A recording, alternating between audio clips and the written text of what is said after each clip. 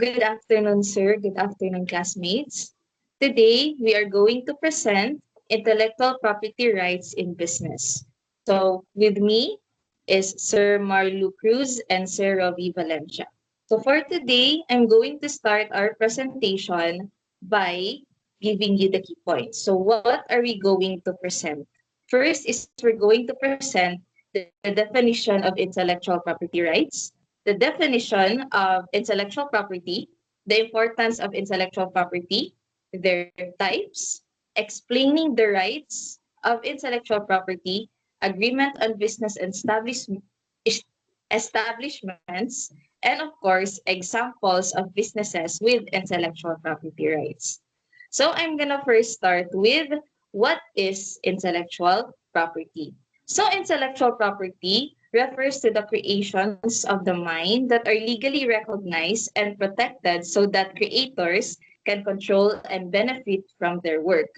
These creations can be inventions, designs, artistic works, brand names, symbols, and more.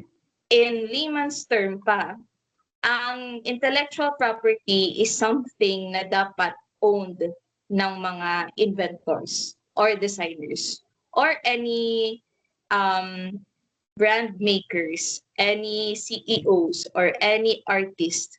Kasi yan yung right nila knowing na it is theirs or original nila or something na dapat sa kanila lang. So what is intellectual property rights? So intellectual property rights are exclusive legal rights granted to the creators over their inventions and creations of the mind.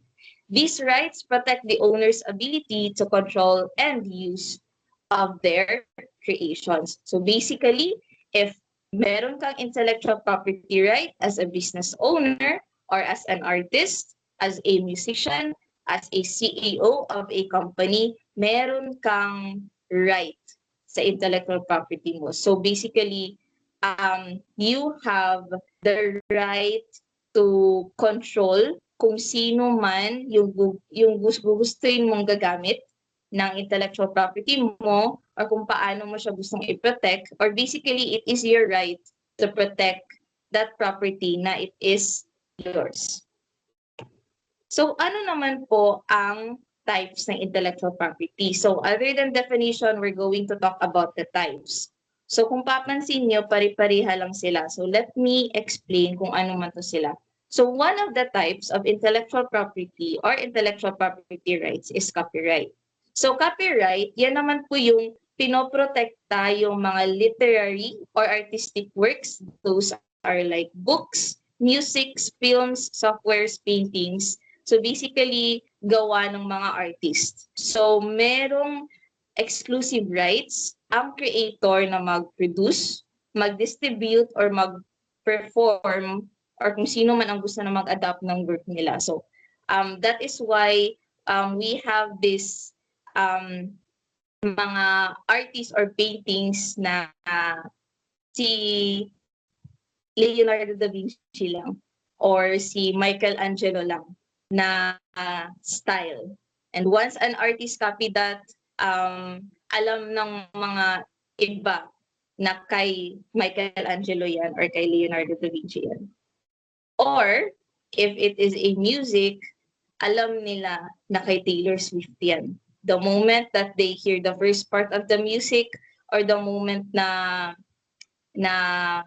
gusto ng other music brands gayahin or kunin yung music ni Taylor Swift, meron siyang right dyan. And yan na yung copyright.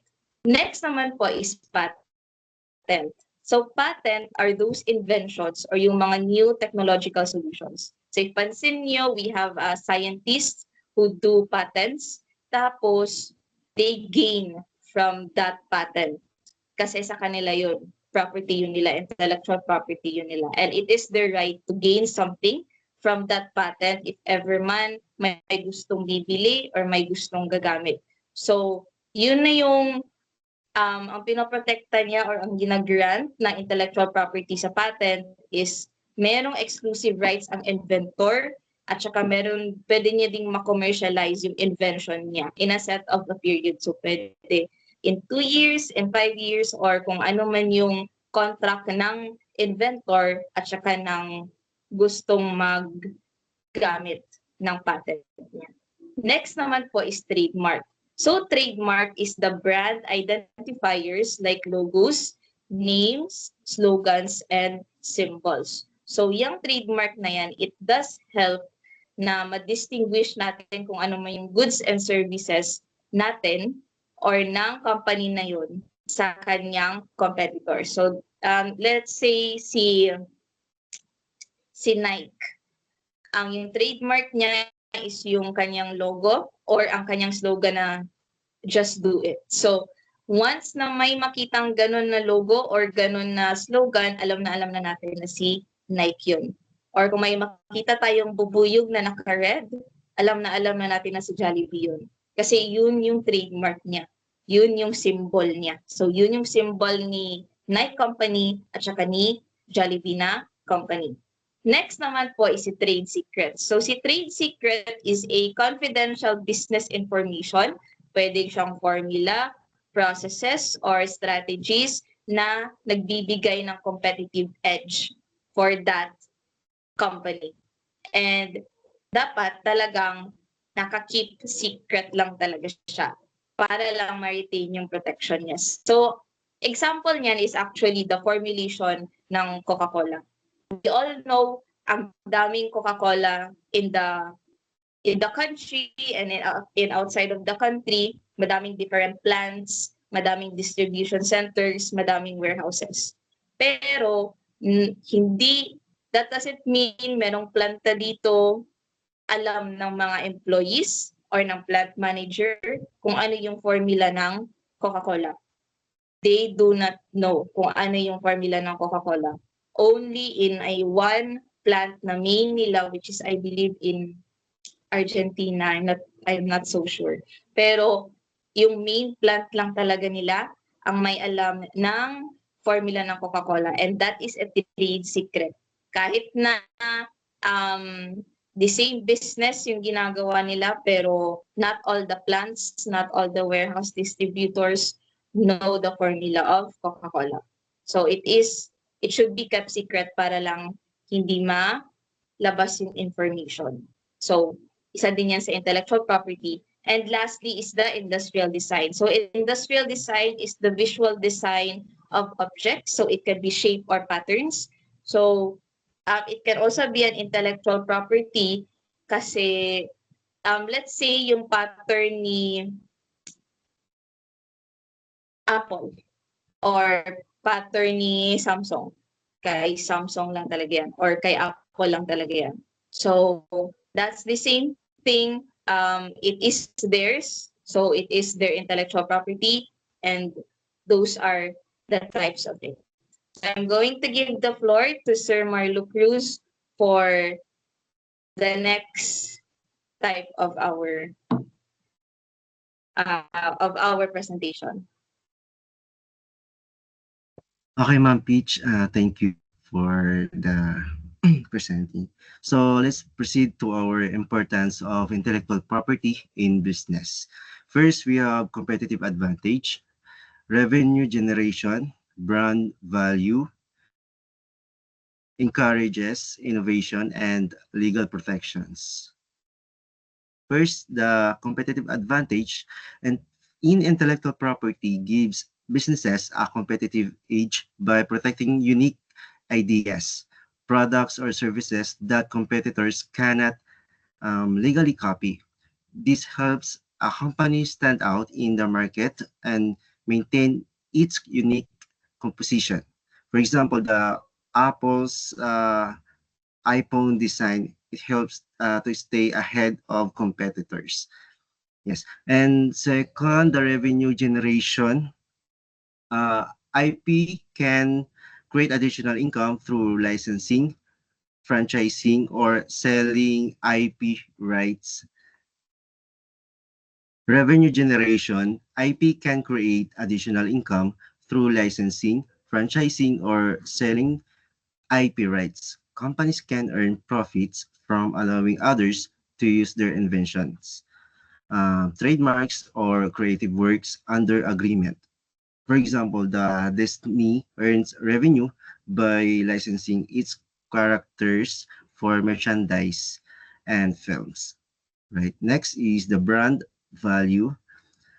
Brand value, trademarks, and brand names protected under IP laws help build trust and recognition among consumers.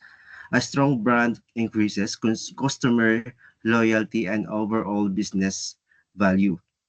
So, for example, the Coca-Cola logo and the names and to the company global brand. All right. Next, the encourages innovations. IP protection motivates business and individuals to innovate, knowing that their inventions and creations will be legally protected and rewarded. It drives creativity and technological progress. And lastly, the legal protection. Intellectual property rights give owners the legal authority to prevent others from using copying or selling price. Sorry, legal protection in intellectual property rights give owners the legal authority to prevent others from using copying or selling their creations without permissions.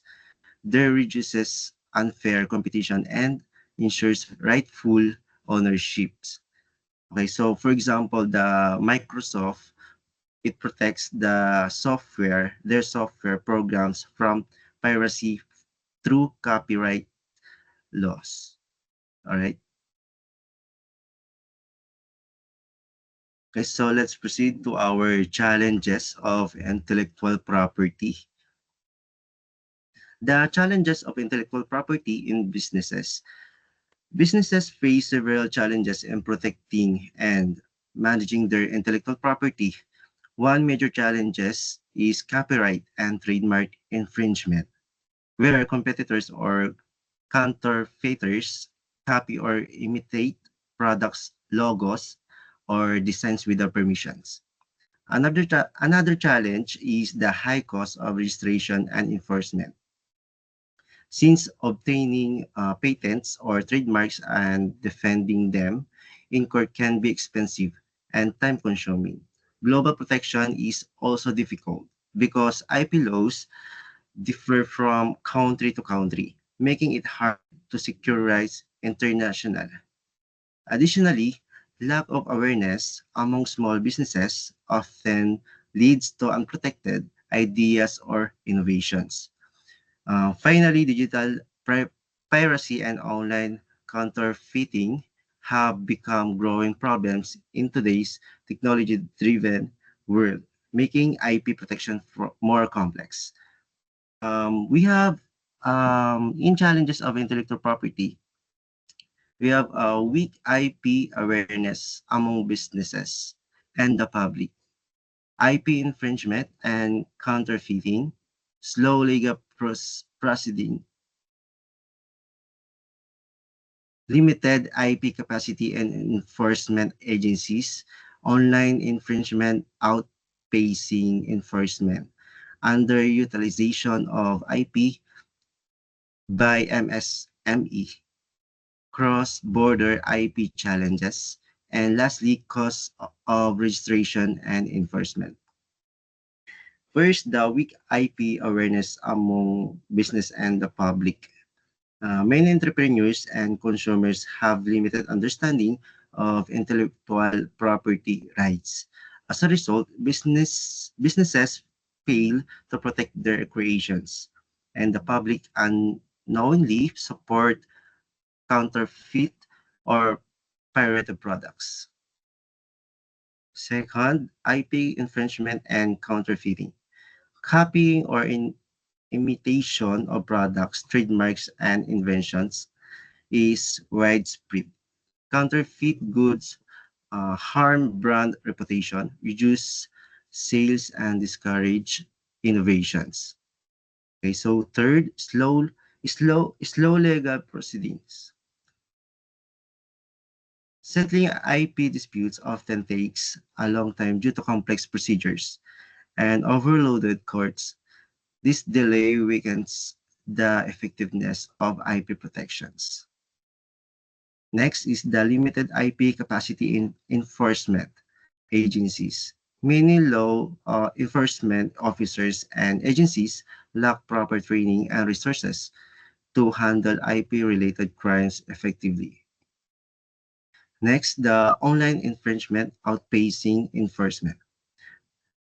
The rise of e-commerce, the digital platforms makes it easier to distribute pirated or counterfeit goods online, making enforcement more difficult. And the underutilization of IP by MSME. Micro, small, and medium enterprises often overlook IP registration due to lack of knowledge or funds, missing opportunities for protection and growth. Next, the cross-border IP challenges. Difference, differences in IP laws across countries make it hard for businesses to protect their rights internationally, especially in global markets. And lastly, uh, we have a cost of registration and enforcement. Cost of registration and enforcement, obtaining patents and trademarks or copyrights and defending them in court can be expensive. So discouraging small businesses from pursuing IP protections. And the next presenter will be Sir Rovi Valencia. Thank you po. Hi everyone. Good evening or good morning or good afternoon. So IP registration and protection. Since we're talking about here is the intellectual property, which is under the subject of legal aspect for business. The registration is usually bounded to the protection. So if you are registered to something or just like your birth certificate, mga PSE, ganyan, if you're registered, it means that you are bounded by the law and the law protects us. So same as intellectual property. So IP registration and protection refers to the legal processes and strategies used to secure ownership rights over intellectual property and safeguard it from unauthorized use or infringement. So here's a breakdown of what it involves. Yung iba nabanggit na ni Ma'am Peach kanina. Number one, trademark. So saan nga ba nire-register or ano nga ba yung nire-register pagdating sa trademarks? Dito kasama yung business name, logo, product names, slogans. Kagaya yung Jollibee, Apple, ganyan. So saan naman siya nire-register? Sa Intellectual Property Office of the Philippines. Gagamit ka ng ETMF file system. So ang duration niya 10 years and of course it is renewable indefinitely. Steps paano i-register? Conduct a trademark search using IPOPHL or Intellectual Property Office of the Philippines dun sa database nila and file an application online or via IP satellite offices. Number 3, application goes through examination and publication. And lastly, if no opposition, the registration is granted. So doon na mare-register yung intellectual property mo. So here's a useful tip. Register your trademark before launching your brand to avoid legal disputes. Number 2, patents. Ano nga ba ang nare-register pagdating sa o pag sinabi nating patents? Ito yung mga inventions, something na bago. Involve an inventive step and it is industrially applicable. Yung duration nito, 20 years from the date na nag-file ka. So what are the types of patents? Utility patents, utility models, and industrial designs. Saan? Of course, sa Intellectual Property Office of the Philippines. Iba naman siya, e-invention file system. About talaga siya sa invention. So there are 3 steps. First step, prepare detailed technical documents and claims. Second, file online or through Intellectual Property Office of the Philippines field offices. Lastly, undergo formality check, search report, and substantive examination. Another useful tip for this, file for a utility model if your invention has minor improvements for faster and cheaper than a full patent. Number 3, copyright. Ano yung nire-register to sa copyright? So, ano yung pinoprotektahan din sa copyright? So, yung mga software, writings, designs, videos, manuals, artworks, etc. So, yung automatic protection, copyright exists from the moment of creation in a tangible form. Voluntary registration. Register with IPO's Bureau of Copyright and Related Rights. So, Intellectual Property Office, Bureau of Copyright and Related Rights, BCRR, for a stronger legal standing. Where? Sa e-copyright system. The best for this one is the creative startups, media companies, educators, and software developers. Fourth, industrial designs. What to register? The ornamental or aesthetic aspect of a product. In duration nito, 5 years, renewable up to 15 years. Where? Same pa din, sa Intellectual Property Office of the Philippines. This is ideal for fashion, furniture, consumer product businesses. Lastly, number 5, trade secrets. So ano yung pinoprotektahan dito? I guess nabanggit na ni Ma'am Peach kanina, yung recipe, strategy, algorithms, and client database. Paano siya protektahan? Uh, no government registration and use NDA or the non-disclosure agreement, confidentiality clauses in contracts, employee agreements, and internal policies. So enforcement of IP rights. The enforcement of intellectual property rights in the Philippines is crucial to protecting creators, innovators, and businesses from infringement, counterfeiting, piracy, and unauthorized use. The Philippines has multi-tiered IP enforcement system involving administrative, civil, criminal, and border mechanism. So, if someone infringes your IP or intellectual property in the Philippines, first thing you do is to send a cease and desist letter and file a complaint with the Intellectual Property Office of the Philippine Office into the Bureau of Legal Affairs for administrative enforcement. You're going to file whether it is a civil or criminal case in court if necessary. Lastly, report counterfeit goods to the Bureau of Customs or the NBI, National Bureau of Investigation. What about international? So if you're doing business abroad, you're going to use the Madrid Protocol for trademarks via IPO-PHL.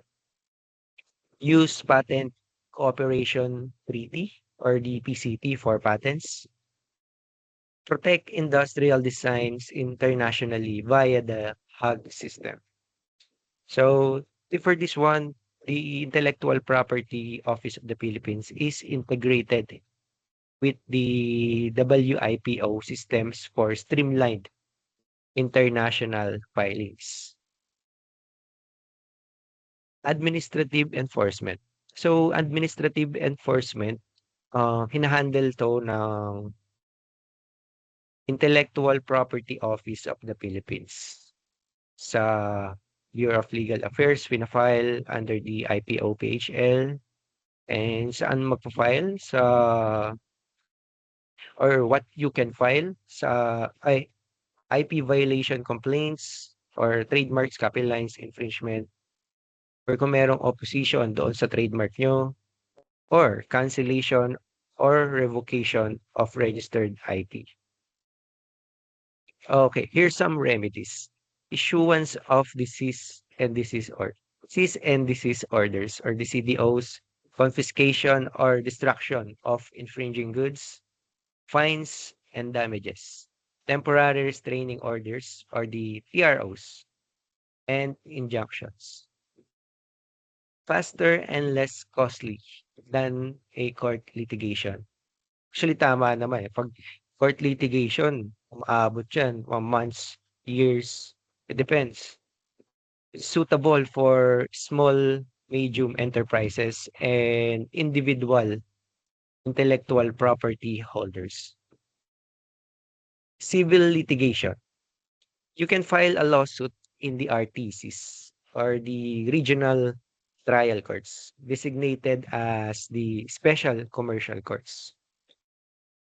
So, ano nga ba? Ano yung makiklaim mo sa RTC? Actual damages, moral damages, injunction, destruction of infringing goods, count of profits. Actual damages yung mga nawalang income, moral damages, may reputation na na-harm. Injunction, para matigil or ma-stop na or ano yun, ma-prevent yung infringing acts. So, account of profits, kung ano yung kinita ng mga infringer. So, this is often pursued when the significant financial losses are involved or if you want long-term legal relief. Ito, criminal prosecution. Applicable for willful and malicious infringement, counterfeiting, and piracy. Mga involved na agency dito sa Pilipinas, DOJ, Department of Justice, National Bureau of Investigation, IPD, or the NBI, Intellectual Property Department, Philippine National Police, CIDG, Optical Media Port, OMB, for pirated CDs, DVDs, or softwares. Ano yung mga offenses? Trademark counterfeiting, copyright piracy, unauthorized manufacturing or selling of patented products. Imprisonment up to 9 years for some offenses and fines 50,000 up to 1.5 million or more. And there's this confiscation and destruction of the infringing goods. Criminal enforcement is typically used for repeat offenders or serious commercial scale infringement. Border enforcement, of course, Bureau of Customs. Ang magagawa mo dito, you can record your trademark with the BOC IP rights recordation system. Request a seizure of counterfeit or pirated goods at the port entry. Helpful tips for this one, useful for business affected by imported counterfeits or smuggled copies. Under sa Constitution natin, Article 14, Section 13 of the 1987 Philippine Constitution, under Gens the Republic Act number 8293. It is an act prescribing the Intellectual Property Code and establishing the Intellectual Property Office, providing for its power and function and for other purposes. So if you are in doubt sa protection ng intellectual property mo, try to look this act, the Republic Act 8293. I'm sure you will find your answer there. So for the next slide, it is an example. Sir Marlon. Okay, thank you, Sir Rovi. Let's proceed to our law of intellectual property rights. So what is the law of intellectual property rights? The law of intellectual property rights, or IPR, refers to the set of legal rules and regulations that protect the creations of the human mind. such as inventions, literary and artistic works, designs, symbols, names, and images from unauthorized use. This law give creators the inventors exclusive right to use, produce, and profit from their creations for a certain period of time. The main purpose of IPR is to encourage innovations, creativity, and fair competitions by ensuring that individuals and businesses can benefit from their original ideas. Intellectual property law cover different types of protection such as patents for inventions, trademarks for brand and logos, copyrights for creative works, industrial designs, trade secrets, and geographical indications. Okay, so in the Philippines, intellectual property is governed by the Intellectual Property Code of the Philippines Republic Act number 8293, which is administered by the Intellectual Property Office of the Philippines. Okay, so as an investor, we must be cautious not to use a company's logo, slogan, or proprietary ideas without proper authorizations, as this could lead to the legal actions for intellectual property infringement.